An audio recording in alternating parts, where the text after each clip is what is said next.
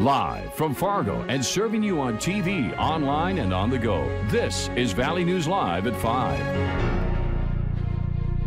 If you're watching this, you're probably full from your Thanksgiving Day meal and staying warm inside. Meanwhile, some are braving the cold in early Black Friday lines. Valley News Team's Rose Itzkovitz joins us live outside of Target as doors opened up recently. Rose, what's it like there? Yeah, my doors open at 5, which is right about now. So you can see actually this line got huge. If you look over here, the line is wrapped around the building. And people are just starting to move in as the doors open up. But it's crazy, Mike, because I was here about 3 hours ago, which is not so long ago for a Black Friday, and there were only 5 people in line. So one of the guys that I talked to was saying that he thinks this has a lot to do with the fact that people are online shopping. But even I was here last year around the same time in the afternoon, and the line was even longer then. He says he's seeing the line diminishing more and more each year. Take a look. The line has not really grown as quickly as we thought. Other years, by this time, there's definitely at least 20 people in line. This year, there's only us 5 now. Yeah, I believe that people are starting to shop more online, but you don't get the enjoyment of being out here with the crowd and everything. So that guy got here about 9 a.m. this morning with his family. The next couple that came right after them didn't get there till about 2 p.m. today. So really not much waiting around these days for Black Friday like it used to be. But again, if you look behind you, you can really see just so many people getting ready for their deals. A lot of people that I talked to already say they know what they want. They're going to get in and get out and hopefully get on with their Thanksgiving. Mike? All right. Thanks, Rose, reporting live. Thanksgiving 2018 will be remembered as having decent conditions, but windy.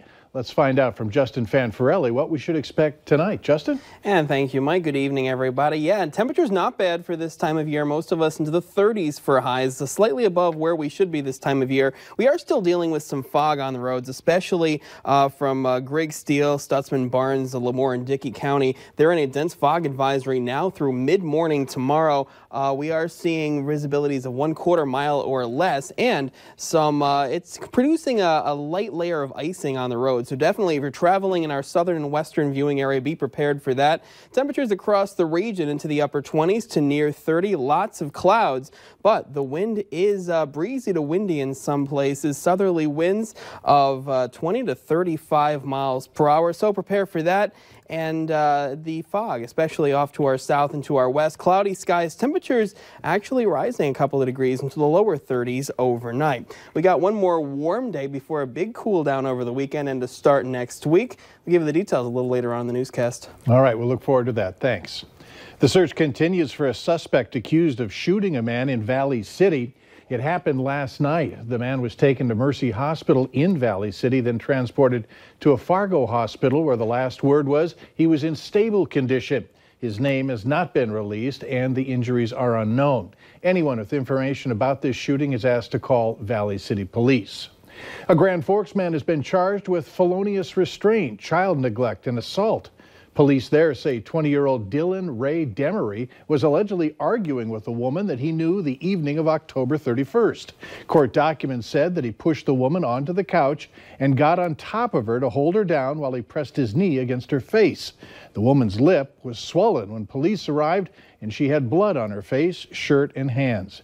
An affidavit said that Demery jumped from a third-floor window before police arrived. He could face 5 years for each felony charge of restraint and child neglect. It's the season for giving, but for some, it's also the season of taking. Police say the majority of front door package thefts happen during the day when you're at work. They suggest sending an item to your workplace as long as someone is there to pick it up. And if you do get a package sent to your home when you're not there, ask a neighbor to pick it up for you. And with Black Friday just hours away, remember to lock your car while shopping. Thefts from vehicles skyrocket on the day after Thanksgiving. Hide or cover anything you bought if you leave it in your car. And if you purchase a big ticket item like a TV, police suggest that you bring it home right away or put it in your trunk. The holiday shopping rush has begun. Black Friday just hours away. Small businesses say shopping there could bring about the most bang for your buck. Here in the FM area, Small Business celebrates and helps you discover small businesses. David Aid has our story.